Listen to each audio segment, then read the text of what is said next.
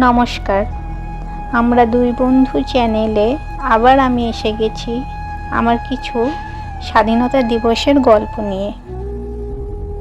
আমার ছোটবেলায় স্বাধীনতা দিবস। ছোটবেলায় ঝলমলে ঘন নীল আকাশে সাদা তুলো মেঘের উকি দেয় সূর্য মামা। দিদিমণিরা আগের দিন বলে দিয়েছেন 7টার মধ্যে আসবি যে কোনো ফুল নিয়ে। মহা আনন্দে ফুল খুঁজতে বেরিয়ে পড়তাম আমরা দুই বোন। স্কুলে গিয়ে দেখতাম তখন অনেকে চলে এসেছে। বড় দিদিরা পতাকায় ফুল বাঁধছে, সাথে দিদিমণিরাও আছেন। কত শত ফুল, তার মধ্যে আমাদের আনা ফুলগুলোও দিয়ে দিতাম। স্কুলের শারী শিক্ষার দিদিমণি, জয়লক্ষ্মী দিদিমণি সবাইকে সুশৃঙ্খলভাবে লাইনে দাঁড় করাতেন। শুরু হতো পতাকা উত্তোলন, সাথে জনগণ মন অধিনায়ক জয় হে, ভারত ভাগ্য বিধাতা। পরে বন্দে মাতরম, ধন ধান্য পুষ্পে ভরা, এই সবগুলি হতো। হারমোনিয়ামে থাকতেন আমাদের প্রিয় পাগমিতাদি। একের পর এক কবিতা, গান, সবাই তখন চুপ থাকতো। এরপর বিস্কুট লজেন্স দেয়া হতো। এটাই আসল কারণ ছিল স্বাধীনতা দিবসে স্কুলে যাওয়া। বাড়ি আসতাম, শুরু হতো পতাকা আঁকা, তাতে রং দেয়া আর কাঠি দিয়ে বানানো পতাকা ভারতের। তারপর ডিডি ন্যাশনাল চ্যানেলে প্রোগ্রাম হতো, দেখতাম। একটা দেশাত্মবোধক সিনেমাও চালানো হতো।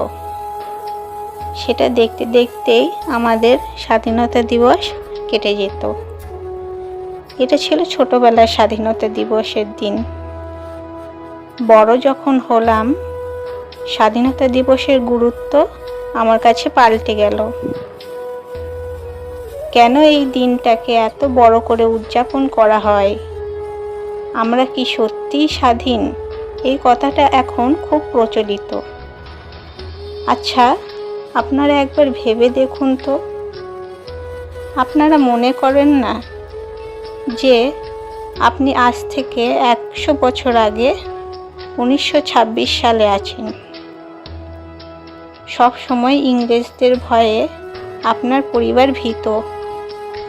বাইরে যুদ্ধ, দাঙ্গা, ধর্মঘট, আন্দোলন, খুনোখুনি, জঘন্য অত্যাচারে প্রতিনিয়ত দুর্ঘটনা ঘটেই চলেছে। কি নির্মমভাবে সাধারণ মানুষদের পিঁপড়ের মতো মেরে ফেলা হচ্ছে, যে কোনো সময় প্রাণ সংশয়। আমরা কতটাই বা জানি বলুন?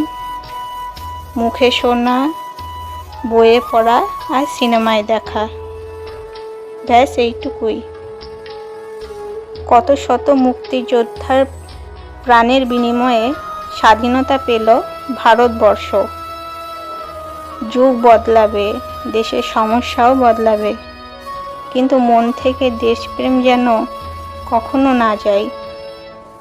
বিনিময়ে স্বাধীনতা পেল ভারতবর্ষ। যুগ বদলাবে, দেশের সমস্যা বদলাবে, কিন্তু মন থেকে দেশপ্রেম যেন কখনো না যায়। ভালো থাকবেন। ভিডিওটা শেষ পর্যন্ত দেখলে আর আমার কথাগুলো যদি ভালো লাগে তাহলে একটা লাইক করে দেবেন। ধন্যবাদ।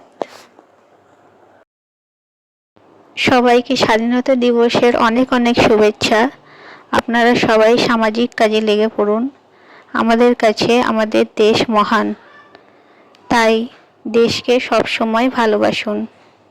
দেখা হবে পরের একটা ভিডিওতে। আবার আমি থাকছি পরের কোনো গল্পে।